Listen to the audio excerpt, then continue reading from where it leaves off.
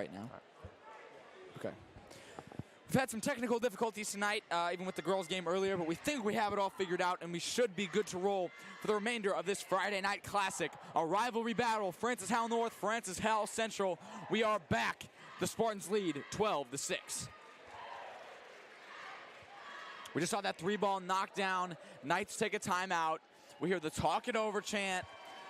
It's a good resetter for the Knights. Spartans have come out looking hot, both offensively and defensively.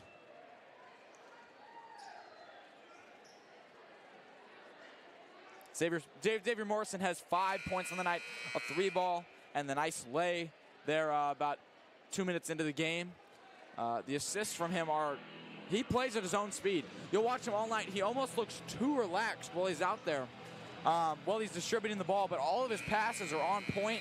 He's just a great high school basketball player you don't see a lot that can rebound, assist, and pass, or assist and score to his ability.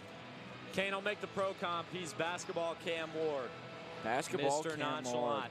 That's some high praise, but he's had a great start to the night. Let's see if he can continue. He's had a great start to the season. He's great. I mean, in his career, again, he's only a junior. He's got lots of time left, a whole nother season to develop his skills. The other guy on the other side of the court, Eli Bollinger, the only guy that I think could compete with him.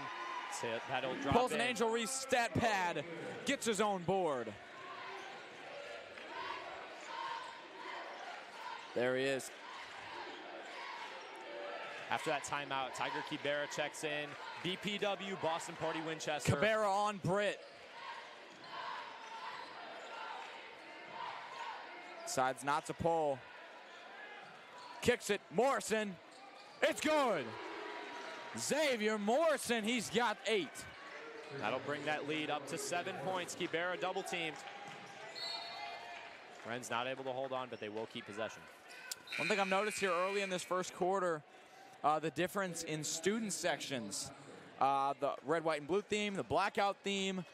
The night student section, despite being absolutely packed, has just not had the energy that the central side has. Yeah, for being such a small student section, it's definitely condensed. Bit of a double block Morrison. And a carry called on the Spartans.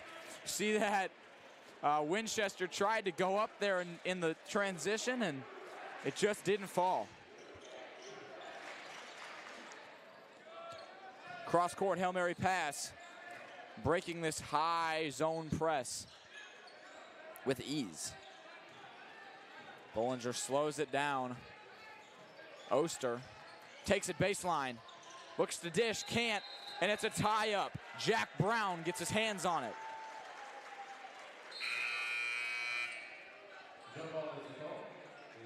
Jack Brown, the 6'6" sophomore. You don't see that called very often. 6'6", and he's just 15 years old. Wow. This time, no block, but he's gonna miss. Board by Morrison. Britt brings it up, drives, gets shut off. Wolfed, Bollinger, missed the dunk. Jose Alvarado-esque, except Alvarado most of the time capitalizes there. Unfortunate miss from Eli Bollinger. Although I do see him grabbing at his leg a bit. You think could have gone up wrong, potentially? It's possible. I've also had, I'm not calling him out for this, I've had my fair shares of baseball moments where I'll be having a bad game pitching, and I grab that shoulder. Oh, it hurts, it hurts. It doesn't hurt, I'm just having an off game. It is possible, though, that jump seemed like it was a little off timing for him. It's definitely out of character for Eli Bollinger. Like we mentioned before, 15-point per game score. Heartbeat of this night's offense. You definitely won't see a simple miss like that from him. I mean, I've seen Bollinger yamming it since, mid-July. So I know he has it. I know he has it in his bag, from Laurel Park to practice here to some scrimmages even. In other words, Kane, Eli's got bunnies. They have 6 on the floor. Somebody has to get off. And Scott seemed like he was the one out of position. Oh, never mind. Bollinger was out of position. Morrison takes control. To grab that inner part of his thigh. Cross court into the student section. It's the wrong color.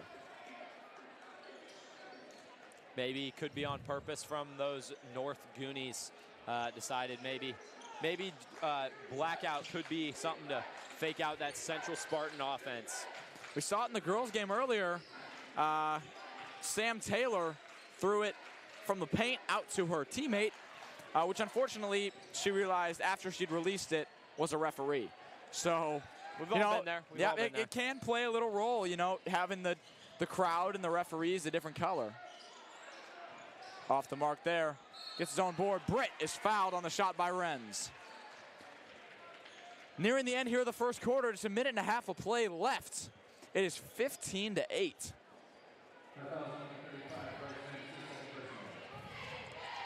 Kane, important that these Knights keep this within reach. Experiencing similar struggles to what they experienced last time, this last game for the girls. Had a, close first quarter. But after that, it sort of gotten out of reach. We saw a deficit similar to one we see now, 15-8. I vaguely remember seeing a 12-6 score line after one of those first timeouts of the first quarter. So it's important that these Knights learn from the team before them. Those girls keep the other team close. Yeah, absolutely. As we see, there just comes in Tyson. 8-point lead.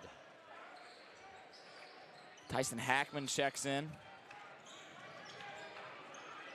Heavy defense there by Braeden on Oster. Gives it up. Stiff. Drives in hard. Dishes to Scott. The 6'8" senior mid-range. It falls. Jackson Calhoun. That's got to be a fun one to be a PA announcer to call his score. Oh, Jackson Calhoun. There we go. Jakari Braeden gets the three ball to fall. A 3-point per game player. He's hit his quota for tonight.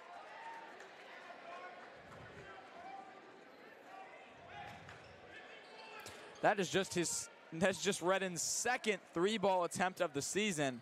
He's shooting 50% from the arc. I think he'll stick to telling people he's 50%, not 1 for 2, but. I would too. Yeah. I unfortunately am 0 for 9 this season as a JV player. Kane, you dish it on yourself. There's always next time, man.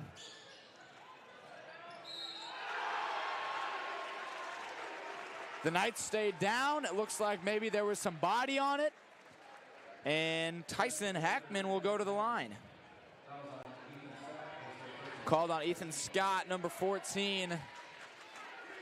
Assistant head coach Jeremy Scott, his son Ethan, has been in the program for a while. Correct me if I'm wrong, he had an injury his sophomore season. And the beginning of this season. And the beginning of this season, but he's back and he has been dominant. He gets that rebound there, fighting through some contact. Yeah, Ethan Scott still fairly returning to this lineup. Scott missed a good portion of the beginning of this season due to a broken arm. Got that cast off and has looked great. Oster deep pull from 7-8 feet behind the arc. Gets the three ball off and drills it. Off the mark there is Ryan Halterman, the 40% three-point shooter. Right before the end of that quarter, though, we saw that big-time hustle from Andre Stith trying to keep that ball in. Yep. He did throw it to the Spartans side of things, but you love to see that hustle. Yeah, something that, Coach Scott, Coach Green, all the Knights organization as a whole, they've been preaching that hustle defense. Hustling is going to get you minutes. It's not scoring. If you can score, that's great. If you can get out in transition, that's great. But that defense, that ball-saving ability, willing to put your body on the floor is the way to get minutes as a Knight. So it's great to see Stith doing that early here in the first quarter. But as we resolve this first quarter, Knights trail 13-20. Spartans on top. Student sections are in it. Bad blood is evident. Kane, I couldn't agree more. And building on what you were just saying, it's important to build a roster, right? You know, there's a reason that, you know, at these upper levels, but even just in high school, you're not seeing a coach build a lineup of 5 great elite scorers. You need to build diversity in the players that you put in that starting Players 5. have their role. Exactly. And Andre Stiff, we've seen him in the past. He's been in this program for 3 years. Lethal shooter at times. But this year, we've kind of seen a step back in the scoring department, but we've seen a major step up in the defensive department. Yes. He's been that hustle guy. He gets on that every ball. lineup. And you love to see it if you're Coach Green, always sprinting after those loose balls. Andre Stitt, very valuable piece to this bench for the Knights as we get this second quarter kicked off.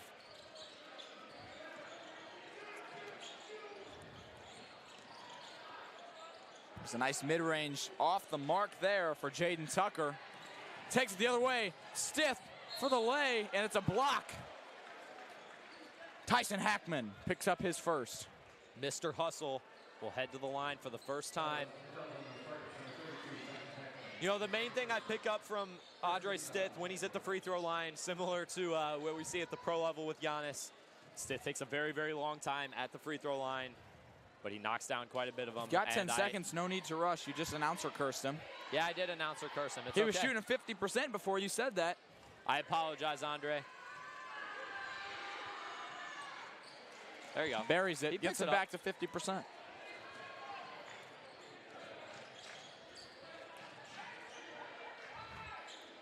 Ball swung over. Dribbled over the middle. Takes it inside. Dishes. 3-ball. Hit after he shot. Jaden Tucker, the sophomore. What an impressive shot from the sophomore. Andre Stith had every bit of that block, but didn't quite touch him.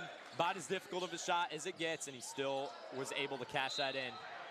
Jackson Calhoun's fouled down low. We all thought Oster was going to come with the reverse wraparound, and he dishes to Calhoun. Calhoun wasn't quite ready for it.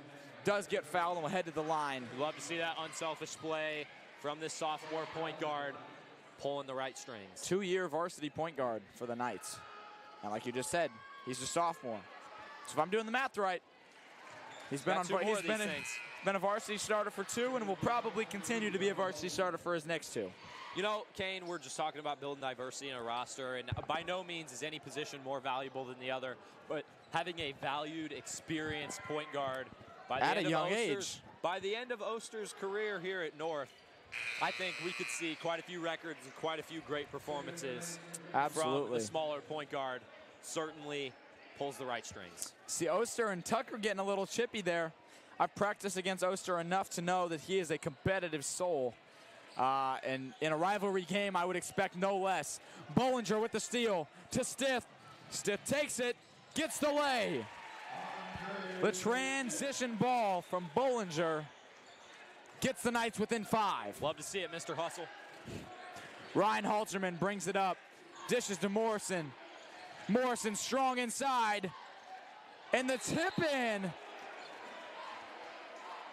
Goaltending called, I believe. Wow.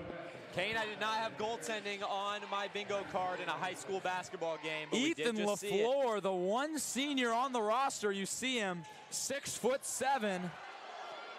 BPW.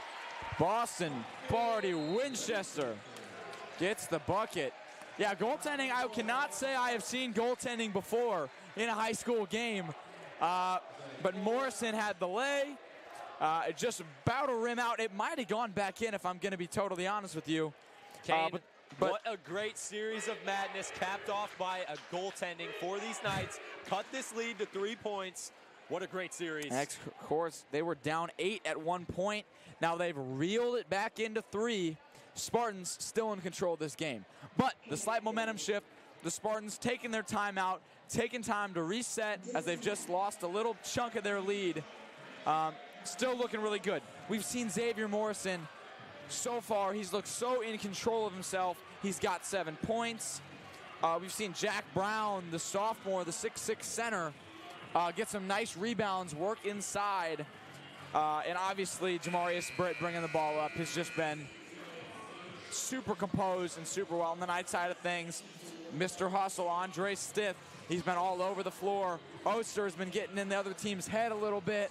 He's been on the floor a couple times too. and Bollinger doing what Bollinger does, doing Bollinger things to keep these Knights in it. Anchor of this offense. There you go. You know, Kane, I go back to this comparison quite a bit, but any game between two great coaches, it's like a big chess match. And we just saw a really great series from Coach Green. What will the Central side of things, how will they respond? The kick, and boom, Jaden Tucker knocks it down from the wing. Great response. Bollinger through the 6'7" senior. LaFleur couldn't get the block, a little up under jelly for Bollinger. Kane, you mentioned it before, Ryan Halterman. We just saw his sister play, Hannah Halterman, in that first varsity game. Very exciting night for the Halterman parents. Get to see their two children play in a big rivalry matchup. Excited for Mr. and Mrs. Halterman. Stith rims out from about 30, 31, 32 feet.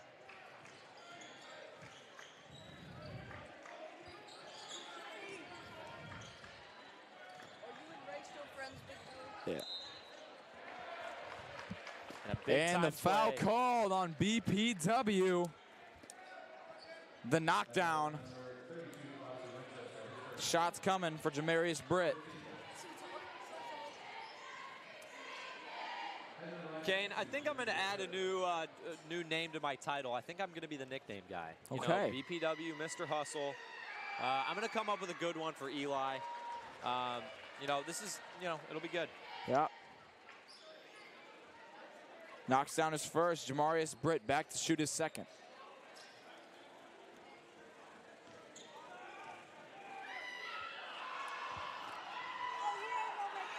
Student section screaming a little, and it doesn't phase Britt. They look to not dribble to break this press. Stith gets over the half court. Stith, a little hesitation. Morrison hits the deck. Pauly looked to swat it, couldn't get it. Everybody's on the floor.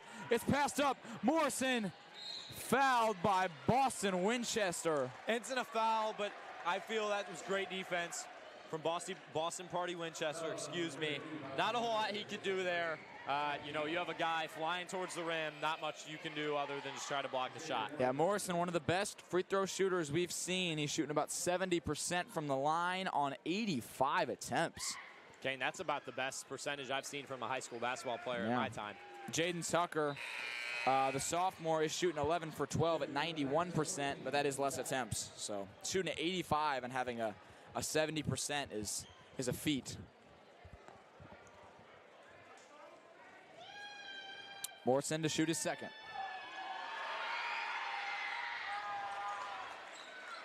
Unfazed by the Knight student section. Bollinger takes it up the right sideline, tiptoeing, and he'll go all the way for the lay. Bollinger gets it to fall. Bollinger having himself a first half. This lead cut to 6. Britt pulls it out, passes it around, and sails out of bounds off the tip.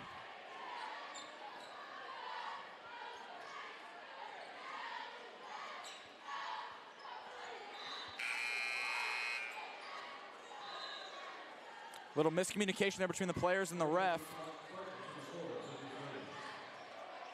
And will this be a change of possession here? Yes, it will be. I've seen the refs already a couple times tonight point to a baseline, and the other team will get the ball. So I'm not sure what the miscommunication there has been so far. Kane, that looked like a travel to me. It did, yeah. Left the floor and came Tucker down with it. His third of the night. The true sophomore. And that one swatted. There. That one could have been a travel too. A little hop step as soon as Scott got the rebound. It's a fair point. Oster with the floater. Oster and it's a little strong. To the corner, Jaden Tucker. It's off the mark. His first miss of the night. Pauly gets it. Looks to push. He does not have numbers. It doesn't. It does matter. It rims out right off the iron. Jaden Tucker playing with full confidence. LaFleur's Doesn't get it. Kane shooting like my main man, Luka Doncic, just got traded. The LA You're Lakers. a big Lakers guy. Yeah, I've been told that I haven't not said the word Luka Doncic inside of a 20-minute period since it happened. I can believe that. Very excited, but yeah, Jaden Tucker reminded me a little bit of my main man, Luka. Can believe it. Going down as potentially the worst trade in sports history. Wow. I'm Okay. almost willing to make that claim. Okay. Not one that comes off the top of my head that would be worse than the Mavericks' decision there. I don't see the vision. I don't know. Babe Ruth for some cash. It's the other one I see it compared That to. is. It's been over 100 years, but yes, definitely the other one that comes to mind. legends die, money lives. That's true. That is That's what true. they say. Building the You know, franchise. the amount of cash that Babe was traded for probably wouldn't get you a copy machine now, but No. Who's buying I agree copy with you. machines anyway? exactly, who needs copies? That long 3-ball missed for Stith, and he will check out of the game as senior captain Bryce Renz comes to inbound the ball.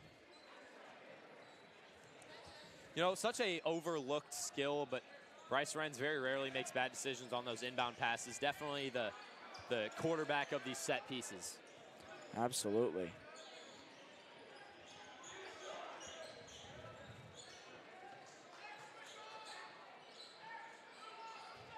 Renz kicks it over to Oster.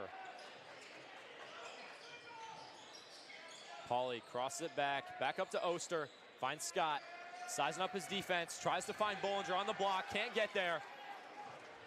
Morrison will kick it up the court.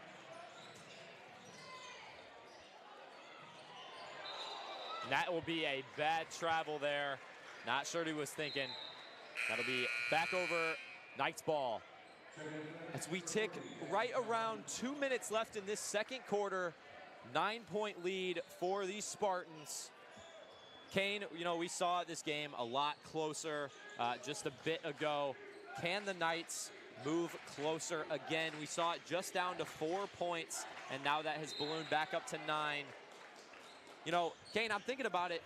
The main key to, you know, the way they've been playing best tonight is when they are finding open shooters out wide and, you know, keeping that ball moving. I feel like whenever they become predictable, they fall flat. Absolutely. And it's hard to, you know, keep that offense moving. I'm thinking back to senior night just last week. They were rolling in the first half against North Point. In that third quarter, they kind of got to similar offensive attacks, and they fell flat. So that would be my main piece of advice to try to keep this North offense moving. And that will be another travel. The travel monster, some may say. The travel monster. Bites again. Throwback to Mr. Parker Smith, huh, Kane? Absolutely. Oster brings the ball up the floor. Under 2 minutes here in the half. A closely contested 9-point game with the Spartans on top. Patient. Oster tries a little quick hook shot, and it won't fall. Calhoun tries to hustle, but his feet were out of bounds a little too quick. Might want to wear, you know, potentially a smaller me of shoe. Isaiah Likely at the beginning of the NFL season. Remember that one? I do Just indeed. a toe out of bounds. Morrison back to Britt. Tucker has 3 threes this half. He won't dish it. He'll keep it himself. And the travel monster, back-to-back possessions. The ghost of Parker Smith. Parker, you're alive in this gym. You're biting your Spartans. 1 minute and 15 seconds. Just 75 ticks on that clock until we see a clear halftime leader.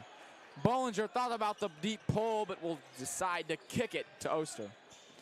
Scott, open lane. And the foul called on Jack Brown. Again, 6'6", he's a sophomore. He's a talent that you very rarely see in high school athletics.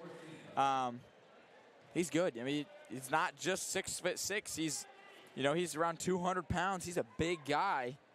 You know, he's averaging about half a block a game. He's averaging about half a steal. So defense doesn't show statistically, but being a 6'6", 210-pound force, it's definitely helpful to this Spartans program. Kane, what I will tell you is Jack Brown does have 52 fouls now on the season. Something to watch out for. One of those guys that you definitely don't want to leave into the game for too long, get himself in foul trouble. Have him be available for later in that game. Absolutely. You have such a deep, talented bench. You don't need to burn out Jack Brown right away.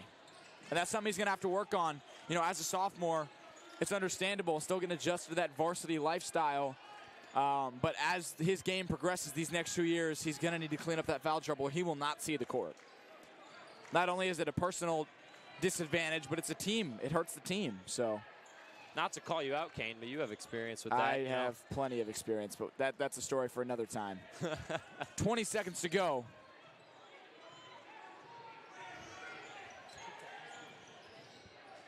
Swings at Morrison. 10 ticks on the clock. Gets it to fall. 9 seconds. Knights look to push to close this lead within 10. Renz fires, and it rims out right before the half. Bit of hesitation there right at the end. Good shot, wouldn't fall. At halftime, Francis Howell Central, Francis Howell North. The Spartans lead 37-27. As we head into our break, the momentum with the Spartans, but the Knights, don't count them out. They've been known to have their comeback second halves. You know, as a 5-9 program, looking to pick up their 6th win, their 3rd straight. Spartans looking for their 10th win. Both something to battle for as the season progresses. And again, a huge, huge rivalry in this game. We'll be back in about 8 minutes before the half. We'll be back with you shortly.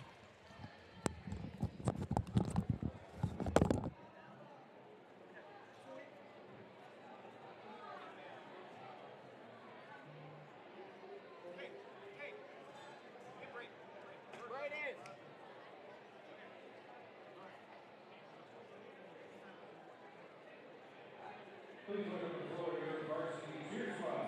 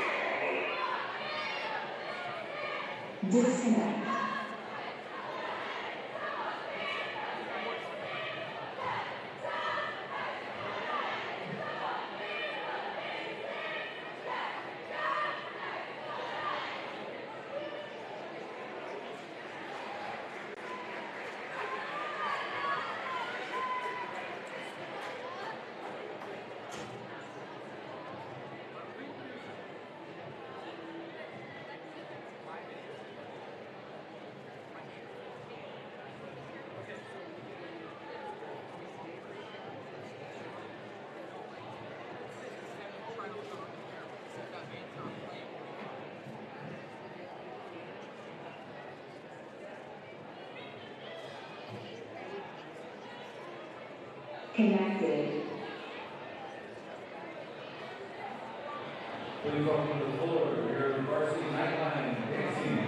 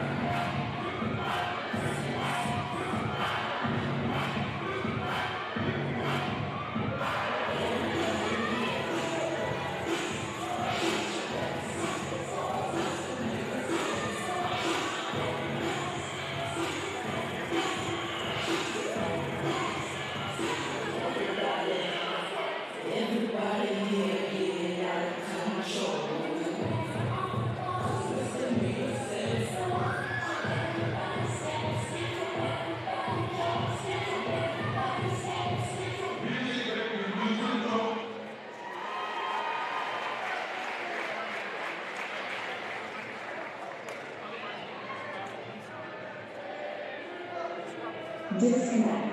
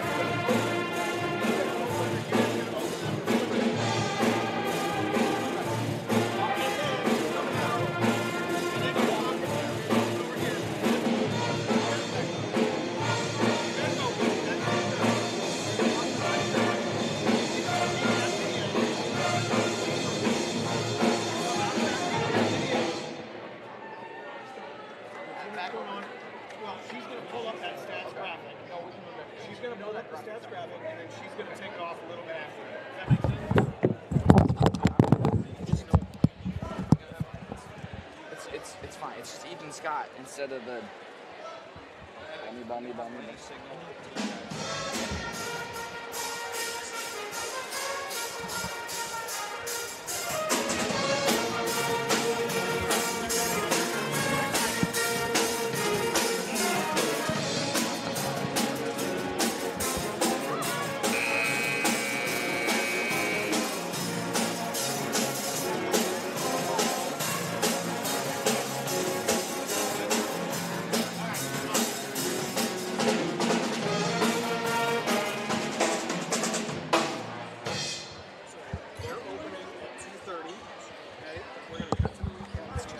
We gotta go.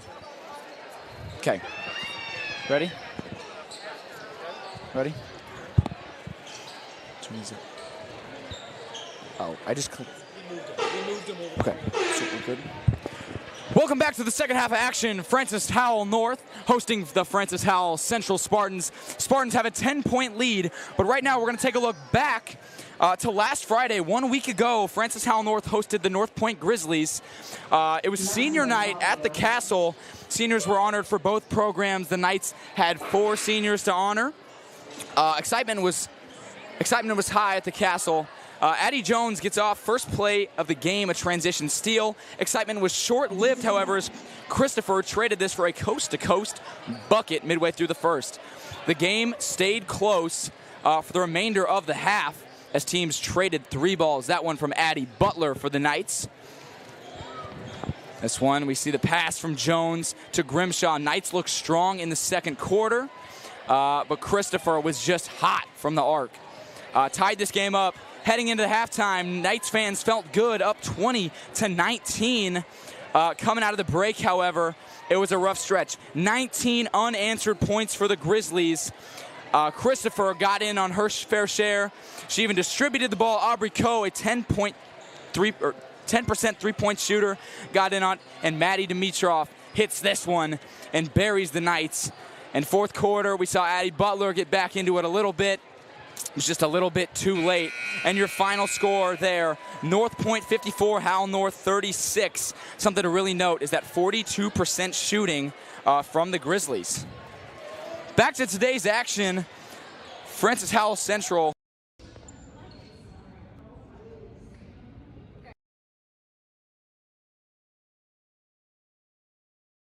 On the mark to come back.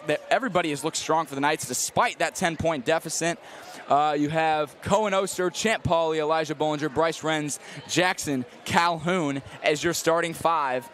And they've all looked strong. Calhoun had a nice mid-range bucket in the first quarter. We saw Bollinger getting his you know, doing his Bollinger things, getting double digits in this first half already. And it's just been a really strong opening. Yeah, Kane, I to couldn't this, agree more. To this game. You know, you're talking about Bollinger doing typical things, but Cohen Oster up to his typical, you know, madness that he brings. You know, we talked about it before. Trash talker, big-time playmaking point guard.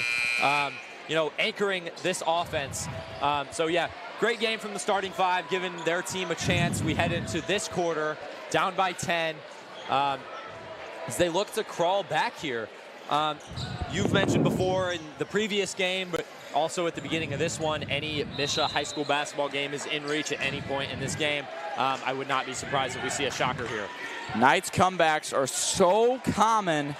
All 5 of their wins, they have trailed at the end of the first, and 3 of their 5 wins, they've trailed at the half. There's a bucket. Bryce Renz gets in on the action. First points of the night. Yeah, we mentioned before, Kane, captain for the Knights. Post presence, big-time player for the Knights. Good to get this team started. Bollinger tucks it and can't get the finish. Wanted the foul. No call from the ref.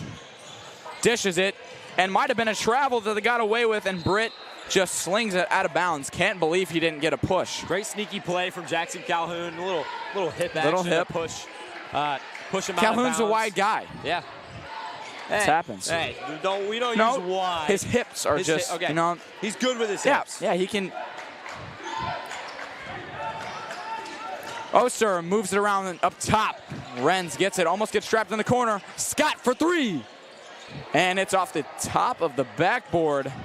Uncharacteristic. Tucker doesn't get it to fall. The putback missed dunk. We almost saw LaForce get in on that one. Oster's rims out. It's a circus of missed shots right now. Gets it to the corner, trying to get Halterman in on the action. You know, both coaches yelling for their team to slow down their offense. That was not slowing down.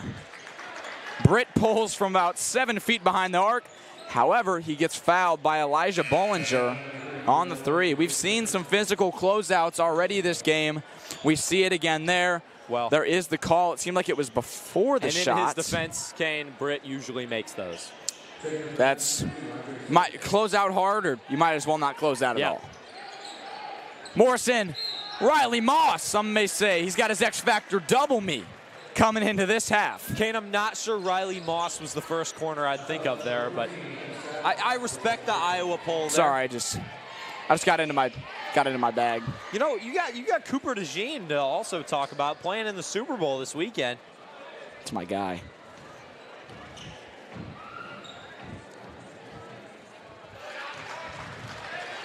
I mean, if you really want to talk wide receivers, we could go Randy Moss, but I'm a big Riley Moss guy as an Iowa fan. All right. Xavier Morrison knocks down that first one.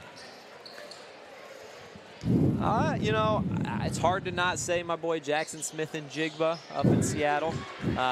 Big Seahawks fan, but he had a really great year. Up in the nest. I don't know if you caught any of the Pro Bowl games, but he played in just about all of them. He did. You know, swatted away by Morrison. Big fan of what they've done down in Orlando to switch out the actual Pro Bowl game as to what they're doing now with just these games that the players can have a ton of fun with. Yeah, really the only fun Pro Bowl I've ever played was in Madden, so. Calhoun off the mark. It was fun to see, like the John Madden game they had for the 24th edition. Oh, yeah. Where it was just all the All-Stars that he coached, I believe. That was always fun.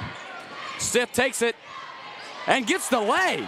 Left to right to left to right. Wasn't that pretty? Stiff with the lay from the right hand. Lead cut to 8. And Calhoun with just a bit of a stupid foul. Not sneaky enough there. Some call him Jackson Cal Sneaky. That time. Jackson Cal Sneaky. It was not. Not sure I've heard that one The before. hand stayed down. There was no attempt to block a shot. Yeah, we're going to hear this conversation with Green here. Oh, okay. It was not. Calhoun just seemed like he walked off. There's Tucker. You see Stith, one of the best defenders on the team, up on Tucker after he had his 2 3-balls and a couple nice lays there in the first half. Face guarding, even. Just a sophomore, but he has a big impact on the Spartans team. And a tip back in. Tried it earlier. LaFleur, he gets it this time. No goaltending. And he goes right down to the other end and gets the foul. LaFleur, the one standing senior.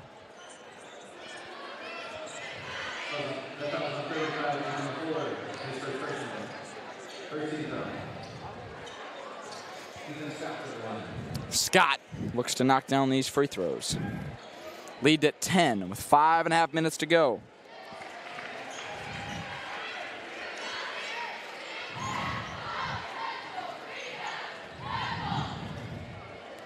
Kane, Ethan Scott, one of these better shooters on this Knights team, and I'm not sure he gets enough credit for it. You know, as he misses that last one. He's known for his athleticism. Definitely known for his athleticism, but also very clutch for being a younger player on this team. Been in the program for 3 years, but only on varsity for a year and a half. Great player. Excited to see what he does. A varsity soccer starter, too, in the fall season, coming off that. So he's got the quick, he's got the speed, but yeah, his shooting is a little overlooked.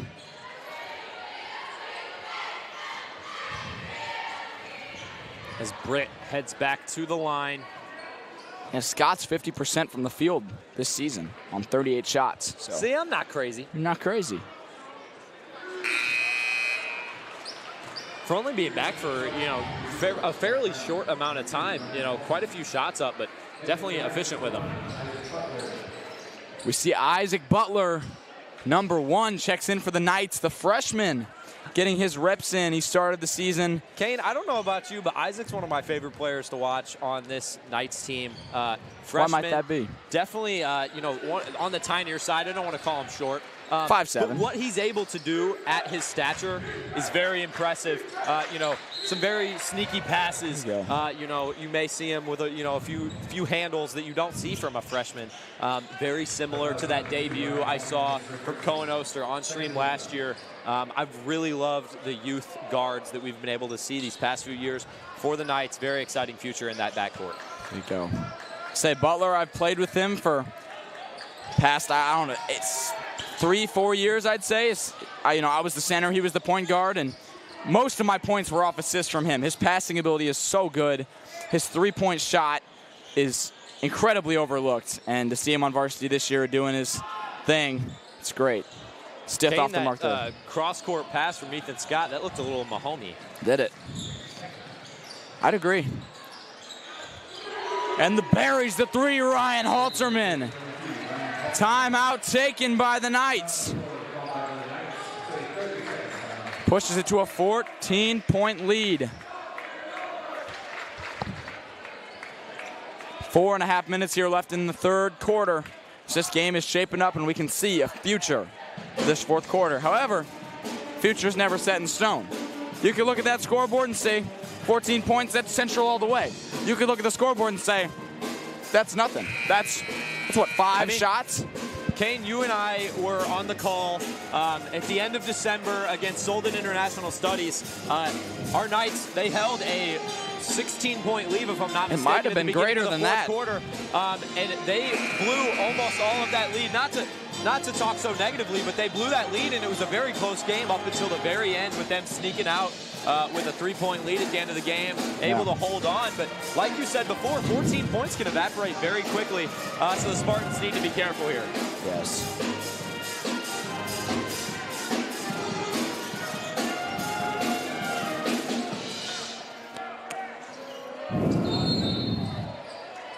Say Butler just played the JV boys game alongside me, so this is his second game of the night. He is a JV varsity swinger. Stiff, steps in, takes the floater, just a little short. Morrison on the rebound. Yeah, Kane, some of the better players on this roster, in my recollection, a lot of them were these JV swingers. I can remember in my sophomore year, Eli Bollinger was a freshman that was playing, 2 quarters in that JV game and getting another 2 in the varsity game. Andre Stiss, another one that comes to mind. Misha just up this year, just upped it to 6 quarters daily. Oh, wow. Okay. So you could play all 4. In my old age, back in my day, it was only 4. There you go. Talked about it earlier. We haven't seen Jack Brown here in a while, the sophomore, due to foul trouble, as he does quite often. But he's back. Like you said, you got to save him for late game scenarios. If he gets another one, I'm sure he won't be back in until late. But it's cool that they, central coaching and central program trusts him enough to put him in here with 3 fouls with 10 minutes of play, 12 minutes of play left. The biggest thing for Jack, don't get discouraged. Some of those best players in the world, a lot of them have started their career with foul trouble. I almost view it as a wide receiver that has drop issues at the beginning of their career. There are bigger issues that you can move on from, being a great shooter, great defender, just having that missing piece where you struggle with not fouling on defense. It will come together eventually, Jack. Keep your head up. Exactly. That one, a bit of a sloppy possession there from the Knights, and the Spartans get it back under their own basket. Brett calling the play out. Inbound play is so easy and so tough to guard at the same time. That one swung out. Was doing jumping jacks. 3 ball. It's good. Tyson Hackman. Kane, the Central team, one of the better three-point shooting squads I have seen in my time. More often than not, that thing's swishing more than it's going out. Exactly. Jackson Calhoun, good response. Yeah, it has been a night to let them rain from 3 for the Spartans. Knights have tried just about everything to limit that. The only thing that you could try is maybe switch from that man to a 3-2, a high 3-2 to limit anything up top. But back-to-back steals for the Knights. Wants him to look over the shoulder to Butler, doesn't get there. Scott, short mid-range. Could have been called an alley-oop, but Calhoun cannot get the slam. Yeah, Kane, you mentioned switching up your coverage. Gets the charge call. Scott planted his feet, took the contact, and a call on Tyson Hackman. Great experience play from Ethan Scott. One of the more difficult things in the game is able to get your feet set and draw a charge on the other team. Great play from Ethan Scott. I tried earlier in the JV game, and what do I get? A busted lip and a 2-minute break in the bathroom. Yeah, Kane, I was a little wiping confused. blood out of my I saw mouth. you get the start, and then I looked back on the court about 3 minutes later, and there was no Kane Manfull. About 30 seconds later, that was second play of the game. That was wow. I tried, He tried. No, that's all you can do, right? Yeah, I got the charge though. Yeah, there you go. Hey, you were Calhoun successful. midi, off the mark. The athleticism there. Chucks it off of him. Mason lost stutter. We haven't seen him in the game yet. And Ethan Scott successful there. He threw it off a central defender, keeps the ball in bounds, and they keep possession. Renz, it rims in, rims out. 3 ball, Butler off the mark. You hate to see it. Looks like three-point shots that you all thought were going to fall, and they just didn't quite. Not quite. Looks like Champ Pauly will check back into this basketball game.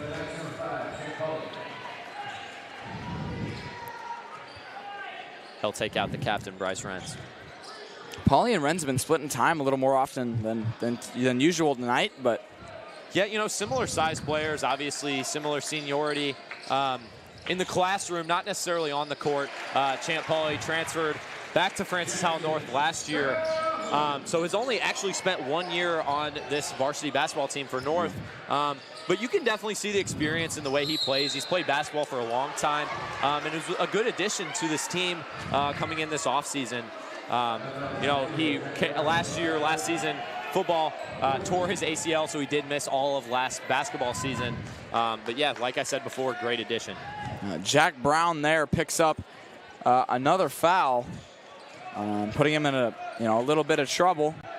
He gets the charge call on Scott again. He went in for a rebound and just bonked him a little too hard. Bollinger, count the bucket, and 1. Bollinger wants one more. Fought through the contact, fought through quite a few swats. They tried to play hack at Eli, and it didn't work. Shooting 54% from the line this season. Bollinger looks to draw this game a little bit closer. 2 minutes left here in the third.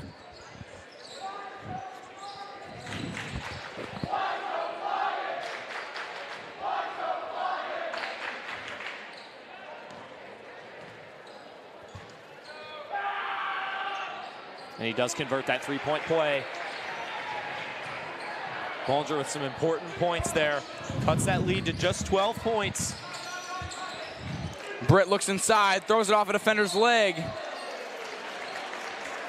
And Scott dove, Britt dove over, and Britt fell down. Jackson Calhoun wanted to travel there, but Jackson, I'm not sure that call was ever going to get. No. I'm not sure that wasn't in the first 3 calls I would have made on that play. It's a little bit of little bit of scrappy ball, but my main thing is it's kind of hard to call a travel when a guy's falling down. Yeah. Probably the first thing I'd point to. If you're falling down and you're sliding, that's a travel. Yeah. But no, I mean, hey, Calhoun's not fully wrong, just not usually the call they're going to make. Yes. And he comes back in. Jaden Tucker, the sophomore. 3 3-balls tonight for him. Looks to get the rebound if Britt happens to miss. He doesn't.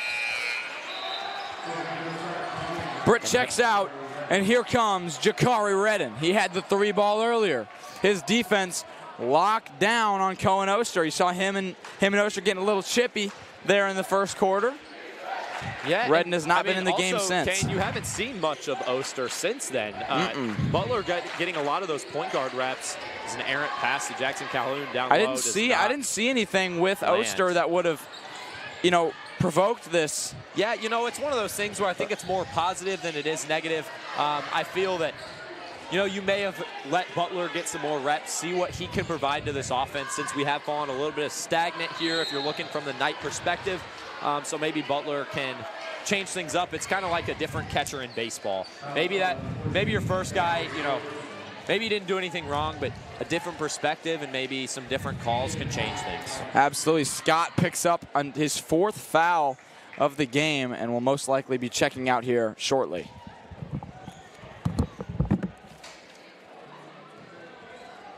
Xavier Morrison heads to the line here. Morrison, like we mentioned before, one of these better free throw shooters on the team, shooting a 67% mark, probably a little higher tonight. So he's hit quite a few of these. So Renz checks back into the game. Champ Pauly checks back out, like we mentioned before, a bit of a tandem there. Looking on the central side of things, Jaden Tucker checks back in, as Morrison does knock down both. The Knights keep Butler into this game. He continues to get those point guard reps, kicks it out to Stiff. Renz has it at the top of the key. Pump fakes to Jackson Calhoun from the corner. Bang! Cuts that deficit to just 13 points. Morrison up at the top of the key. It was a bit of a lob down low. And 0-0, Jack Brown capitalizes.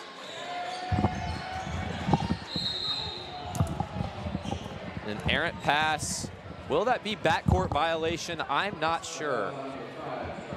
Though that will be a foul on Francis House Central that will send Mr. Hustle, Andre Stiff, to the line to shoot some free throws.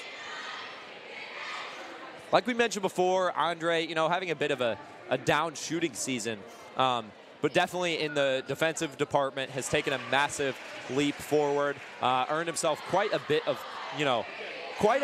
of playing time doing so, and now he looks to record some points here. So he knocks down that second one. 40 seconds left in this third quarter. Lead just 13. Jakari Redden takes it up the court. Butler on him. Jack Brown. Tucker holds it. Jack Brown looks to shoot there, does not pull the trigger.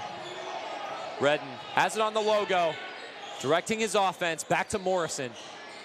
Jack Brown guarded by Calhoun. There's a bit of a lob down low. Sneaky pass by Jack Brown. Could potentially be a charge. The shot won't fall. Calhoun. Half-court heave. Oh, and it will not fall. Very close, but not so lucky. As we now invite Addison Jones onto the broadcast. Kane Manfull will get the opportunity to talk to her in between our quarters.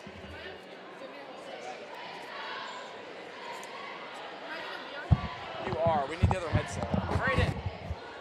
Braden.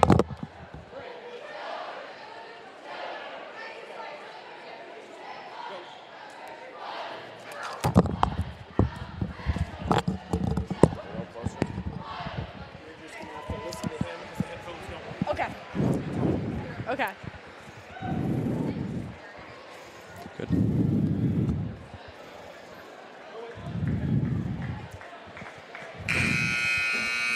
Coming off a 59-36 loss against Central just about an hour and a half ago. Addie Jones, point guard for the girls team. We have her here for a little quick interview in this third quarter break. So, got a couple questions to ask you. What was the biggest positive takeaway from that loss? Because there's always a victory in a loss. The biggest positive is we definitely stuck together as a team. We came out second half ready to play. They did not score us too much in the second half, which was really we did well. But I think we kept our heads up and kept going the whole game. Didn't stop. You have a rematch against these guys later in the month, but until then, you prepare for your other district rivals, for instance, Howell High, that you go to and play at Friday. What translates from this game to next game? Yes, so our biggest thing in this game was help side defense. It killed us. I think in practice, we're going to have to work on help side defense. We're going to have to work on covering for each other. It's just going to be a lot of communication was key that we needed tonight and that we need to carry into Howell. Okay, you talked a little bit that your second half was much improved from the first. What was that like in halftime? What was that like in the huddles? You know, what was the mindset switch there? Definitely going into the second half in the locker room was a positive mindset. We were all talking about ideas that we had, collaborating. I think it really helped by we all came together really in the halftime, and it worked. It made a difference definitely in the second half. Yeah, we also saw a new face up on varsity. We saw Jenna Smith get some JV to varsity swing reps. What was that like having her on the court tonight? It actually helped a lot. It was something that they didn't expect. It really helped us. It brought a lot of pressure to her in the middle and was able to create opportunities that we didn't have the first half, which obviously the second half was more positive, and that could definitely be part of it. She did well. She had at least 7, I believe. So she really stepped up tonight. It was really helpful to have her up there. Thank you so much for coming on and answering a couple of questions. We'll be right back to the boys' game. Thanks for having me. Yeah. Again, that was Addie Jones, the guard.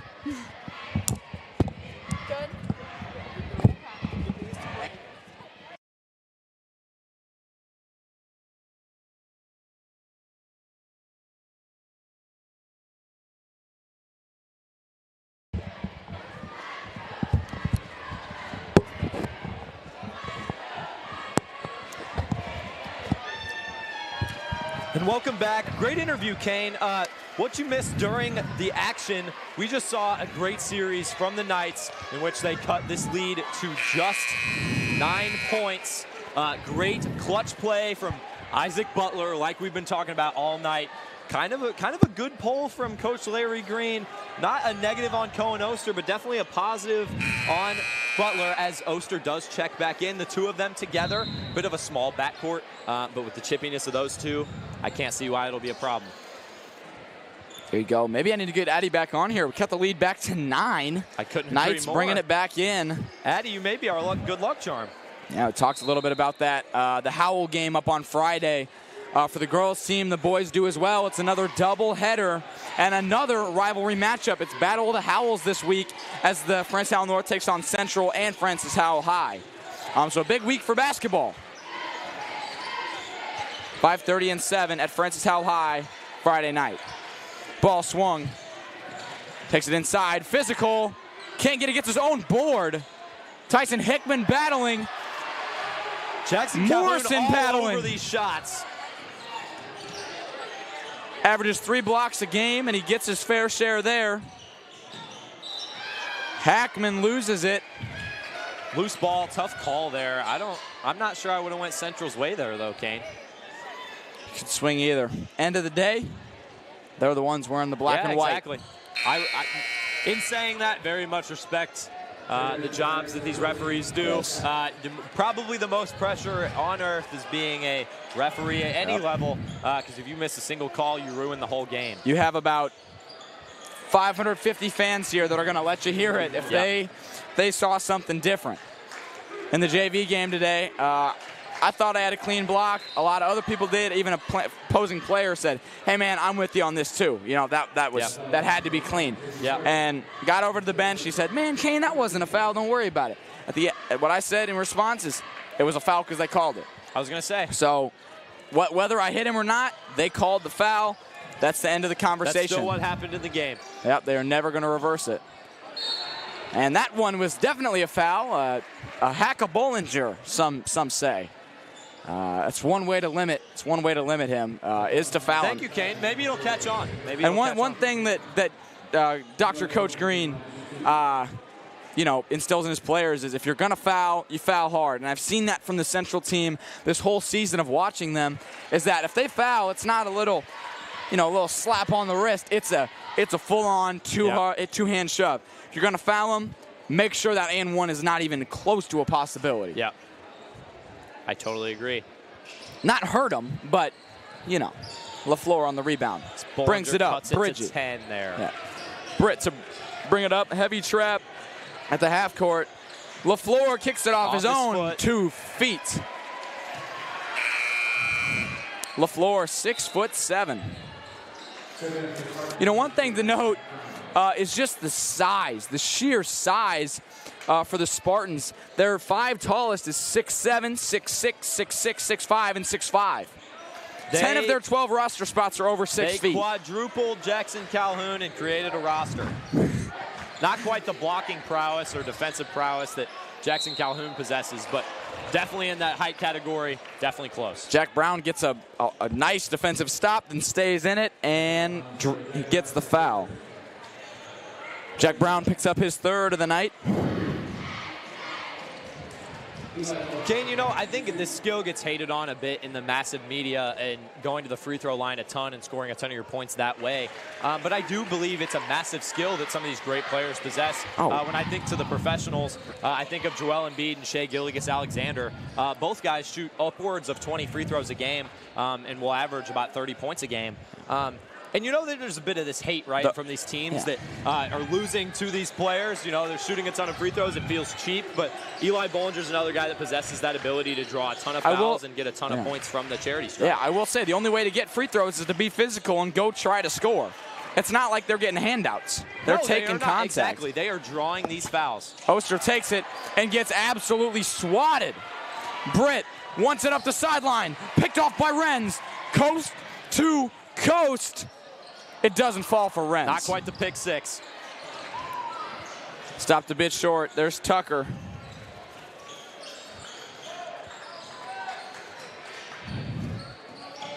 Xavier Morrison, the junior. Shifty. No-look pass. Britt gets blocked by Bollinger. Morrison doesn't lay it up. Bollinger, phenomenal defense. 2 blocks, a push out, and a steal. Renz misses another one and gets thrown into the cheerleaders. No call, but Bollinger showing what he wants in this 4th quarter. Love to see the fundamentals from Bollinger. Great defense on one end. Prototypical, perfect second chance points on the other. Great play from Isaac. What Bollinger wants, he gets right now. Exactly. And that will be a charge. That's an off-ball foul. We don't see that often. He hits the deck. Bryce Renz gets knocked into a little bit.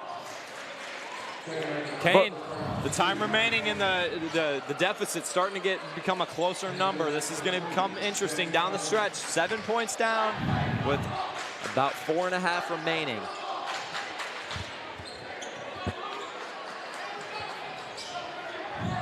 Scott Toaster retains possession. Dishes Calhoun. What a great pass from the sophomore point guard. What a pass by Oster. Brings the defense in to collapse on him. Jackson Calhoun cleans up the mess. And a timeout by the Spartans. The stadium is alive. Get loud, Knights. Get loud. I don't think that could get much louder. Pep band playing. Cheerleaders cheering. And crowd is chanting. Kane, we have a basketball game on our hands.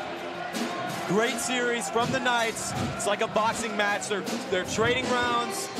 And they're One thing I will note, over everything else, 4 fouls on the Spartans this so far, none on the Knights. That's exactly where you want to be. Coach Green's very happy because as we look down the stretch, we've all seen it before. Games get into these free throw bouts, and the Knights are going to get into that bonus much quicker than the Spartans will. Absolutely.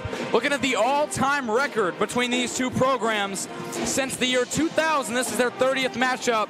Spartans lead the series 24-15. Knights looking to draw that record a little bit closer. Spartans looking to get their big 25. These two teams will rematch February 28th, the final game of the regular season for both of these programs, and it's sure to be a classic.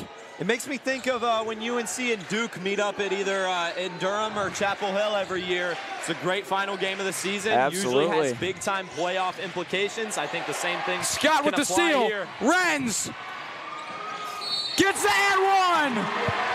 Gets the and one. Bryce Renz. Get loud, big fella. Get loud. Scott to Oster to Renz. He just missed 2. He comes back. He goes into the contact. Textbook draw just to go up. And I can't think of a bigger play for the big man, the big varsity captain, Bryce Renz. What a play. Number 3-5. Bryce Renz hasn't scored a lot today, but he's made an impact. Kane, you know, I've been good friends with Jackson Calhoun for a very long time. That intensity that he plays with is deep down. He doesn't always come out. We saw it a little bit on senior night in the big win against North Point. You know, if I'm watching his mannerisms, it's starting to build. It's starting to build. And Kane, he plays his best when he's intense.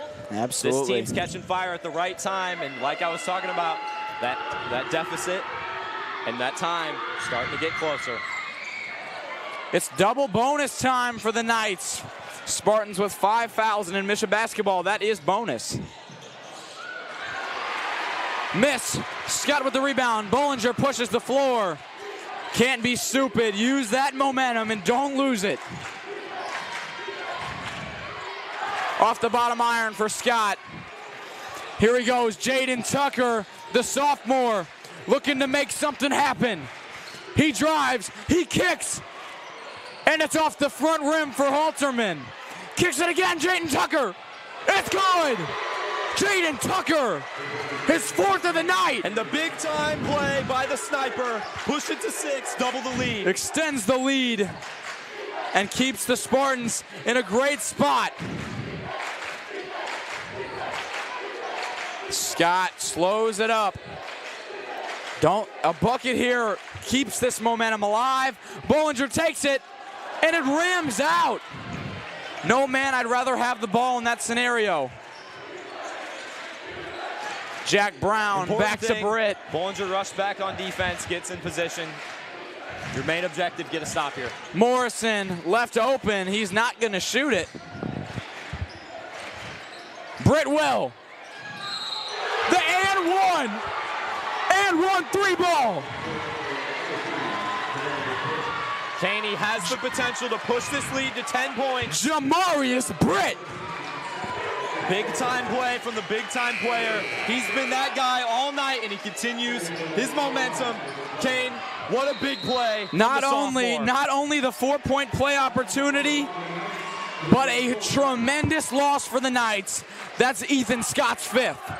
Scott is out for the remainder of this rivalry matchup, Friday Night Classic.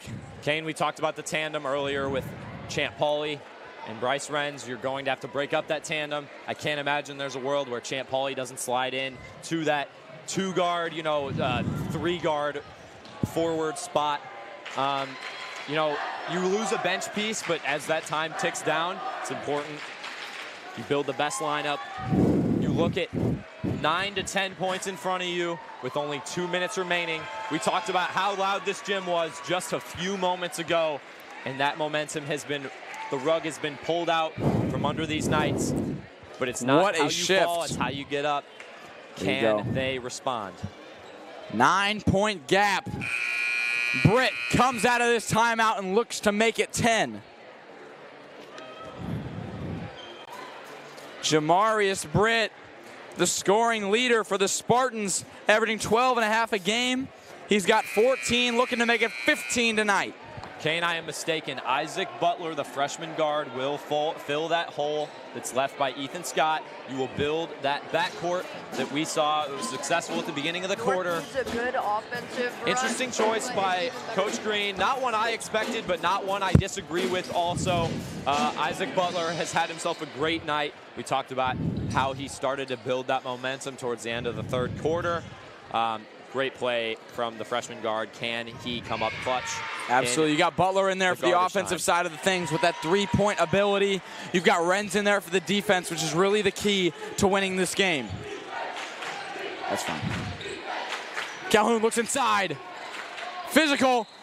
Bollinger almost gets the and one, but he doesn't. We'll still get 2 shot attempts. Kane, this is some of the more important free throws that Bollinger's taken all season. He shoots a 53% clip. Important that he's able to knock down both. On 85 attempts this season. Cut this lead to 8 points. Good start.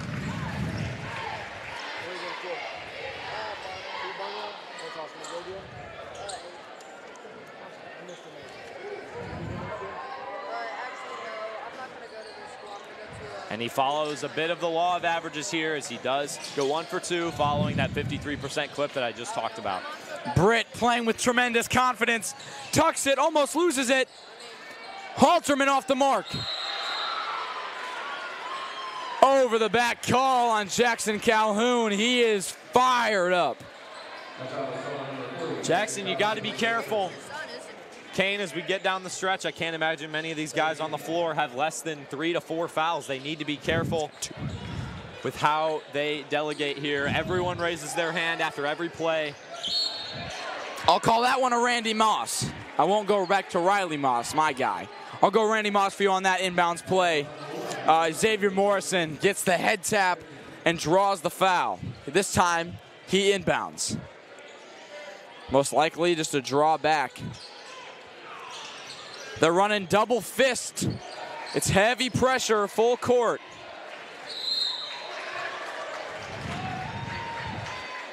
Handing out calls, 3 straight for the Spartans on back-to-back-to-back plays. Kane not sure who gets the foul there. Jackson Calhoun will get the call. It's his third. Important here as we look down the stretch, that will be Calhoun's third foul. He will stay in for the remainder of this game, mark my words. There is no reason to pull your 6'7" forward senior this late in the game. You're looking for some late game heroics. He's got to be one of them. 9 points separate the next month of bragging rights between these two programs.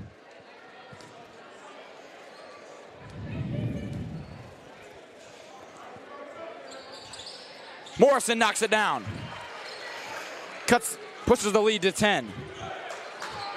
Butler, the freshman, is in control.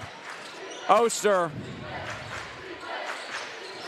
Butler, mid-range, off the mark.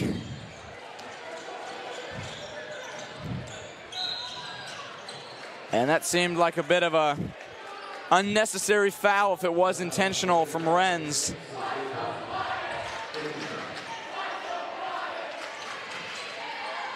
It's Renz's third. 10-point lead. Could make it 12 with these 2 free throws. He won't hit it. Ryan Halterman, the 60% shooter. Kane, like I said before with Bollinger's free throws, this is Halterman's one of the more important ones he's ever taken in his career as he looks to close out the biggest game, the circled one on your calendar. The crossed out one on your calendar, some may say. I love to see it. Acrobatic pass. Calhoun for 3. Calhoun for 3.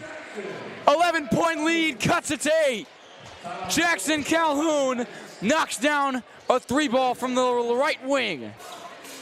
Kane, he was fading left. He was far out. What a great shot from the senior big man. We talked about it in the pregame. He's got this prowess where you can't guard him anywhere on the floor. That jump shot's lethal, and he just showed it off there. Kane, 8 point deficit, 1:30 to go. what do you say in that huddle? How do you prepare your Knights to go into battle with the Spartans for the last minute 30 for the bragging rights for the next month, like you said? I'm no coach, but I've been in plenty of huddles to know everything said in that huddle was positive. There's no reason with a minute and a half left in a rivalry matchup for any negative talk to be there. Everybody's heads have got to be smiles up. Everybody has to be in this game. They're in it to win it at this point. We see Boston, Party, Winchester check in for the defensive side of things. Calhoun checks out just for a brief moment. He does have 4 fouls. Kane, it would not surprise me that he gets that cup of water.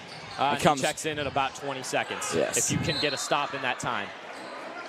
I wouldn't either. Ball will stay with Central on that out-of-bounds play. 9 seconds shaved off there.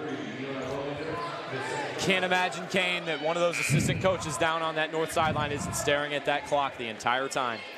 And hey, it was sooner than I expected. Jackson Calhoun, Andre Stiff, they both check back in. Mr. Hustle and Mr. 3. Is that what they be calling him? Mr. 3? For the next minute 20, I'm going to call him Mr. 3. Okay, next 81 ticks on the clock is all that remains in this Friday night rivalry classic. 8 points. Kane, no matter what the result here, in my time at Francis Howell North, I've seen some very historic matchups between these two teams, and I can't imagine that this game doesn't also go in those storybooks. I can think back to at Central just a few seasons ago.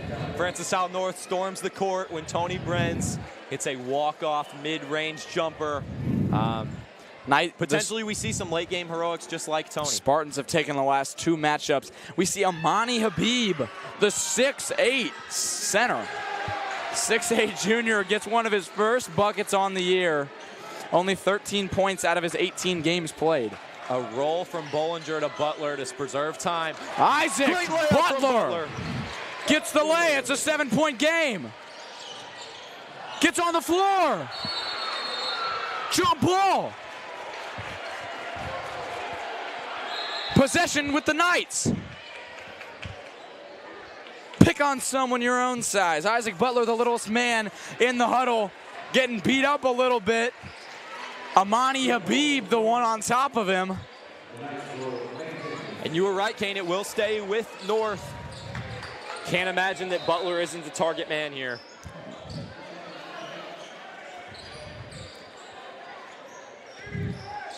Down just...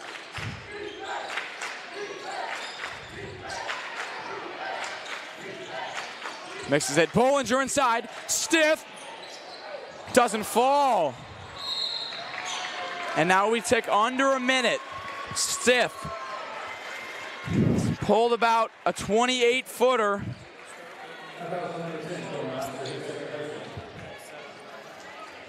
Stiff. Kane, I can't imagine that in these next substitutions, if you make any, that they aren't putting a 3-point lineup out here.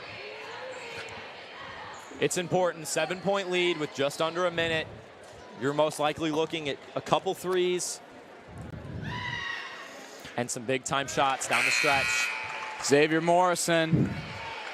Completely new lineup checks in. And we got Halterman, Tucker, Habib, Britt, and Morrison to close out for the Spartans. Andre Stiff, on the other side, Butler, Calhoun, Bollinger, Renz, and Oster. Off the mark, Calhoun with the board. Butler looks to facilitate. Calhoun pump fake. 3 balls off the mark. Doesn't get it to fall. 45 seconds and another foul. 8 points. This lead continues to stay at 8. It has for the entire game, it seems like, or at least the last 3 minutes. You know, Calhoun wanted that 3-point bad. It was a great look, great pump fake. It just didn't fall, and there's shots like that happen all the time. Great players miss shots, and that one was one of those misses. Xavier Morrison, he's been at the line, it seems like, just about every 10 seconds in this fourth quarter. But it's off the mark there, and this lead stays at 8. It's 3 shots. That's how the Knights have to think about this one. And for the Spartans, we're up 8. You know, it's hold that lead, but we're not up 12. You have to know that. You have to know to protect that 8. You can let up a score. You can't foul and be stupid. Renz gets the bucket. And you see it there, almost no defense on Renz there. You cannot allow a potential and one opportunity. Exactly. Renz is only able to cut it to 7 there. If the Knights are willing to take those inside layups, the Spartans are probably going to let them have it unless it gets down to that 4-point mark. Yeah, Kane, because if I'm looking at it, it's still a 3-possession lead in a most likely scenario. You could potentially see a 3-point shot where you're fouled on, but I'm not sure you're going to see a whole lot of physicality outside of that arc. Not a bad decision from Bryce Renz. You kind of took what you were given, but not the best break there. You would have hoped to find a 3-point shot there. I think, you know, they were down 9. You want the 3 ball, but you get the 2. It cuts it to a 3-score game. I'm always one to get the score when it's there. Yeah, so I totally agree with Bryce Renz's a wide open there. layup or kick it and then maybe get a 3 ball. I think you take the layup. Keep this lead rolling. You had the score. You get a steal here. 37 seconds is an eternity in these late game, you know, close, tied up. And I feel like rivalries only multiply that late game time because both teams got timeouts to use. The Knights are out of timeouts. Spartans have 1 remaining. But in these rivalry games, that last minute of play feels like an eternity. Face guarding, heavy. And it's a 5-second call. They couldn't get the ball in. So the Knights get the ball under the basket, down 7 with 37 seconds to go. Jackson Calhoun will also check back in with his teammate Bryce Renz. Kibera and BPW come out.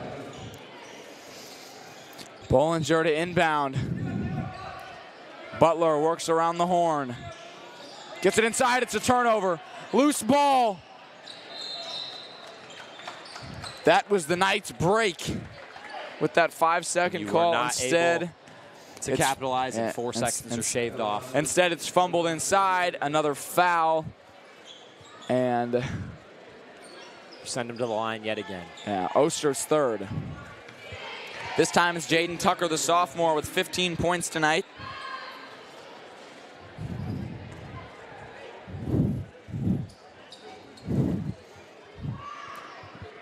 Tucker knocks it down. Moves it to 16.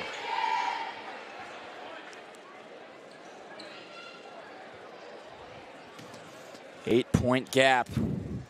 Will he erase Bryce's layup? He will.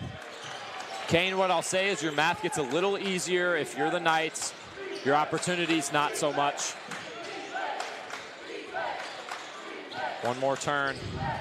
They've got to get a shot off here right now. Butler takes it, and it's off the front iron. That just about secures this win for the Spartans. Not quite. Kane, like I talked about in that just a moment ago, we talk about this storybook of this big-time rivalry. This may be all she wrote, but I'm a big fan of playing to the buzzer. Let's get a few more 3-point shots off if you're the Knights, and let's try to make this competitive. Weird things have happened. There we go. Again, these teams will rematch in just under 25 days.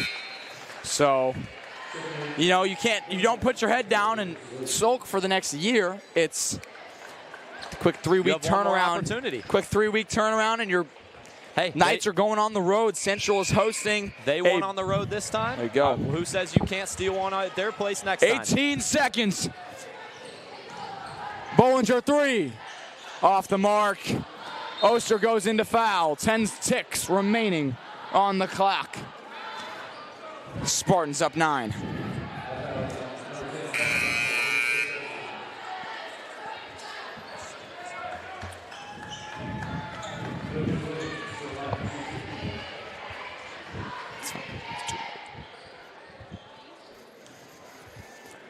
Lead at 11. Looks to push. It will. Lead at 12. You know, one thing that I noticed, you know, looking at the box score of this game, it might seem, you know, 76-64, you know, whatever this 10 to 15 point gap is when this game resolves. It doesn't tell the story of the game. Scoreboards never tell it. Stats never tell it. That's why you have people at the games. They're telling the stories that nobody else got to see. But in this one, 76-64. Howell Central takes the win. Howell North falls at home in the castle. Howell Central got off to a hot start there in the first half. Xavier Morrison, the junior leader for this team, came out and they were just rolling. He never got off his mark. He was strong with the ball. He was fluent with his passes. Their trap worked to a T on defense. The whole team was just in sync. We saw Jaden Tucker, number 10, the sophomore, knock down 4 3-balls, a late fourth quarter one that really set his team apart. Some free throws there just at the end of the game. Jaden Tucker, phenomenal performance, especially here in his first varsity game against North, first big rivalry.